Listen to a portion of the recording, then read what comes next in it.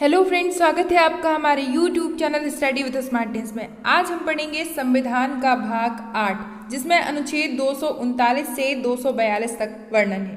तो आज हम इसके बारे में पढ़ेंगे। यह आपके एमपीपीएससी अदर एग्जाम्स के लिए बहुत इंपॉर्टेंट है, तो आप हमारे चैनल को सब्सक्राइब कर लें ताकि समय समय पर इसके नोटिफिकेशंस आपको मिलते रहें। ठीक है फ्रेंड्स, हमने संविधान के भाग 6 तक पढ़ा। भाग 7 जो है उसे निरसित कर दिया गया है, इसलिए उसमें ज़्यादा कुछ भी नहीं है। उसे 7वें संशोधन 1956 के तहत हटा दिया गया है। तो हमारे एग्जाम के लिए इम्पोर्टेंट है भाग 8। अब आज हम भाग 8 के बारे में जानकारी देखेंगे। भाग 8 जो कि संघ राज्य क्षेत्र की जानकारी देता है, यानी 239 से 242 तक केंद्र शासित प्रदेशों के बारे में इसमें बताया गया है। सबसे पहले आता है अनुच्छेद 239। 239 अनुच्छेद क्या कहता है कि भारतीय संविधान संघ राज्य क्षेत्रों का प्रशासन है। ठीक है, यानी कि भारतीय संविधान में संघ राज्य क्षेत्रों के प्रशासन भी है। ये क्या होता है, इसमें संघ राज्य क्षेत्रों का प्रशासन यानी ये राष्ट्रपति के अधीन कार्य करते हैं, यानी इनका संबंध सीधा केंद्र से होता है। राष्ट्रपति केंद्र शासित प्रदेशों के लिए प्रशासक की नियुक्ति करते हैं, आर्टिकल 239 में बताया गया है। 239 का क्या कहता है कि कुछ संघ राज्य क्षेत्रों के लिए स्थानीय विधानमंडल या मंत्रिपरिषद का गठन होता है, यानी केंद्र शासित प्रदेशों में विधानसभा व मंत्रिमंडल के शासन की बात करता है 239 का। इसमें 14वें संविधान संशोधन 1962 में पुडुचेरी में विधानसभा का गठन किया गया था, और तब से इसमें बोला गया कि अब किसी भी ऐसे राज्य में विधानसभा का गठन किया जा सकता है, कि अब किसी भी राज्य में विधानसभा बनाई जा सकती है। तो ये कब से हुआ? 239 के का में 14वें संविधान संशोधन के तहत। नेक्स्ट है 239 का देखेंगे हम।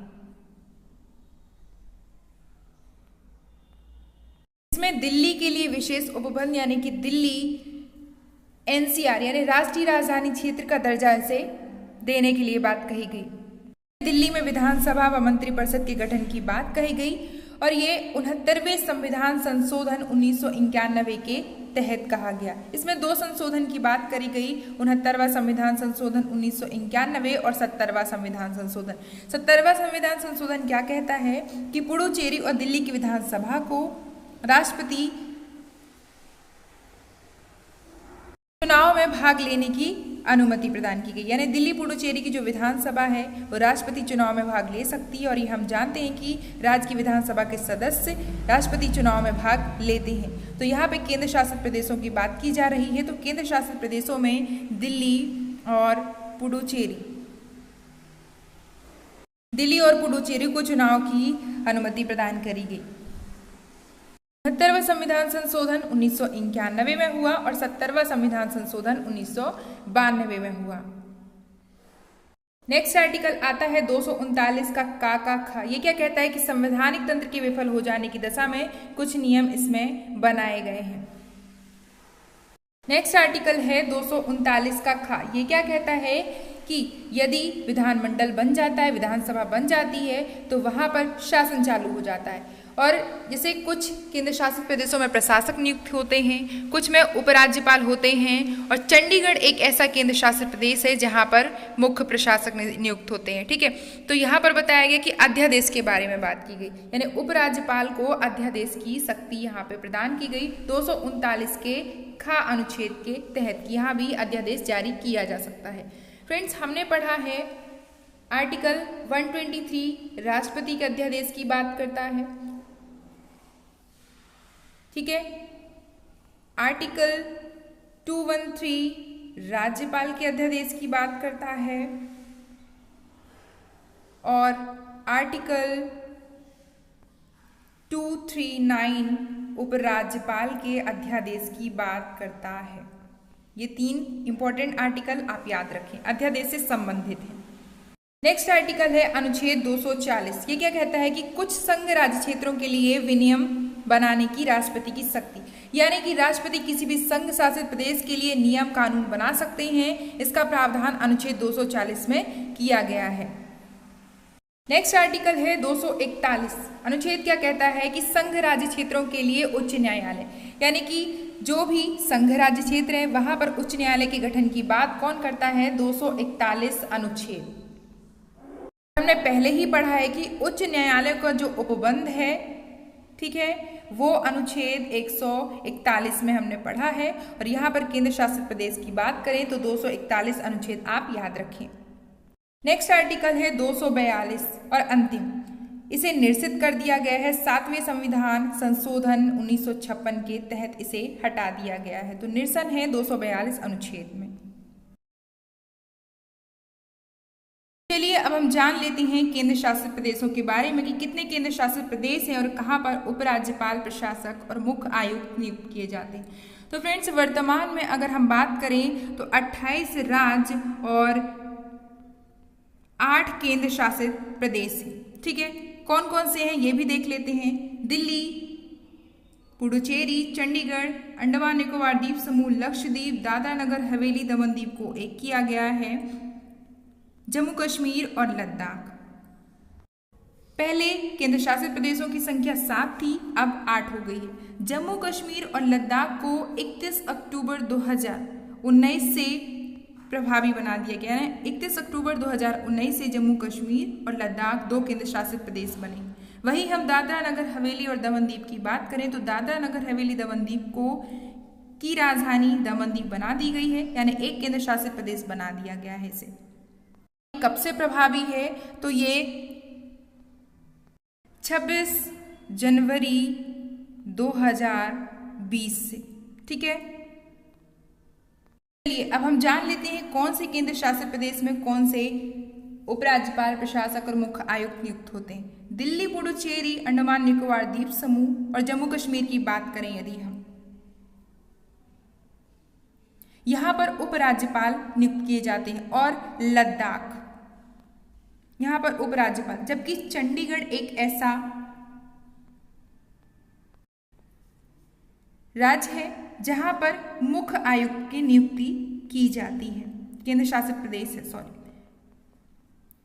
अब बचा लक्षद्वीप और दादरा नगर हवेली दमन दीव की बात करें तो यहां पर प्रशासक नियुक्त किए जाते हैं। फ्रेंड्स, आप याद रखें, बहुत इंपॉर्टेंट है। ठीक है, तो हम समझ गए कि 8 केंद्र शासित प्रदेश है और कहां पर किसका प्रशासन है। संघ शासित प्रदेशों में राष्ट्रपति का प्रशासन होता है क्योंकि ये राष्ट्रपति के अधीन होते हैं। तो चलिए अब हम डिटेल तो समझ गए हैं, इसके क्वेश्चन सॉल्व करते हैं। क्वेश्चन से हमें पता चलेगा कि हमने कितना पढ़ा है, हमसे कितना आ रहा है। पहला क्वेश्चन है, भारत में संघ राज्यों का प्रशासन होता है राष्ट्रपति द्वारा, उपराज्यपाल द्वारा, गृह मंत्री द्वारा या प्रशासक द्वारा। तो संघ राज्य का प्रशासन जो होता है वह राष्ट्रपति द्वारा होता है। ऑप्शन नंबर ए इसका राइट आंसर है। नेक्स्ट क्वेश्चन है, संघ शासित प्रदेशों के लिए प्रशासकों की नियुक्ति कौन करते हैं। तो राष्ट्रपति, प्रधानमंत्री, लोकसभा अध्यक्ष या उपराष्ट्रपति। तो हम जानते हैं कि संघ शासित प्रदेशों में राष्ट्रपति का प्रशासन होता है, यानी ऑप्शन नंबर ए इसका राइट आंसर होगा।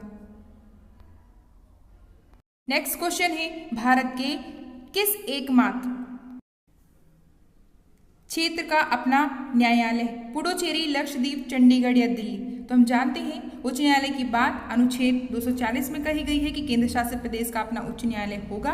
तो यहाँ पर ऑप्शन नंबर डी इसका सही आंसर होगा कि दिल्ली एक ऐसा संघ शासित प्रदेश है जहाँ पर अपना उच्च न्यायालय है उसका। नेक्स्ट क्वेश्चन है, राष्ट्रीय राजधानी क्षेत्र दिल्ली के प्रशासक को क्या कहा जाता है। तो राष्ट्रीय राजधानी क्षेत्र दिल्ली के प्रशासक को हम जानते हैं उपराज्यपाल कहा जाता है। ऑप्शन नंबर सी इसका सही आंसर होगा। नेक्स्ट क्वेश्चन है, चंडीगढ़ संघ शासित प्रदेश के प्रशासक को किस नाम से जाना जाता है। फ्रेंड्स, तो हम जानते हैं चंडीगढ़ एक ऐसा संघ शासित प्रदेश है अकेला जहां पर मुख्य आयुक्त होते हैं। ऑप्शन नंबर बी इसका सही आंसर होगा। नेक्स्ट क्वेश्चन है, निम्न में से किस संघ शासित प्रदेश के प्रशासक को प्रशासक कहा जाता है। तो हम जानते हैं, हमने पढ़ा है लक्षद्वीप, पुडुचेरी, अंडमान निकोबार द्वीप समूह या दिल्ली। तो दिल्ली, अंडमान निकोबार द्वीप समूह और पुडुचेरी की बात करें यहाँ पर उपराज्यपाल होते हैं, जबकि लक्षद्वीप, दादरा नगर हवेली की बात करें तो यहाँ पर प्रशासक होते हैं। ऑप्शन नंबर ए इसका सही आंसर होगा। नेक्स्ट क्वेश्चन, निम्न में से किस संघ शासित प्रदेश के प्रशासक को उपराज्यपाल के नाम से जाना जाता है। दिल्ली, पुडुचेरी, अंडमान निकोबार द्वीप समूह या सभी। तो हम जानते हैं उपराज्यपाल दिल्ली, पुडुचेरी, अंडमान निकोबार द्वीप समूह, जम्मू कश्मीर और लद्दाख, यहाँ पर उपराज्यपाल होते हैं। तो यहाँ पे सभी होगा ऑप्शन के हिसाब से। ऑप्शन नंबर डी इसका सही आंसर। नेक्स्ट क्वेश्चन है, किस संविधान संशोधन द्वारा संसद को दिल्ली के लिए विधानसभा मंत्रिपरिषद के गठन की शक्ति प्रदान की गई है? तो हम देखते हैं, दिल्ली की बात करें तो ये 70वें संविधान संशोधन 1992 के तहत यहाँ पर विधानसभा मंत्रिपरिषद के गठन की शक्ति प्रदान की गई, जबकि 69वें संविधान संशोधन 1951 में पुडुचेरी को बताया गया कि यहाँ पर विधानसभा गठित होगी, यानी तब से सभी केंद्र शासित प्रदेशों में विधानसभा के गठन के लिए प्रावधान लागू हुआ था। तो यहाँ पर सही आंसर होगा हमारा ऑप्शन नंबर डी। तो फ्रेंड्स, ये थे भाग 8। भाग 8 में हमने इंपॉर्टेंट डिटेल पढ़ी, एक एक आर्टिकल को अच्छे से समझा और क्वेश्चंस लगाए। तो ऐसे चैनल से जुड़े रहें और अपनी तैयारी को बरकरार रखें। चैनल को सब्सक्राइब कर लें ताकि समय समय पर इसके नोटिफिकेशंस आपको मिलते रहें। Thanks for watching. जय हिंद।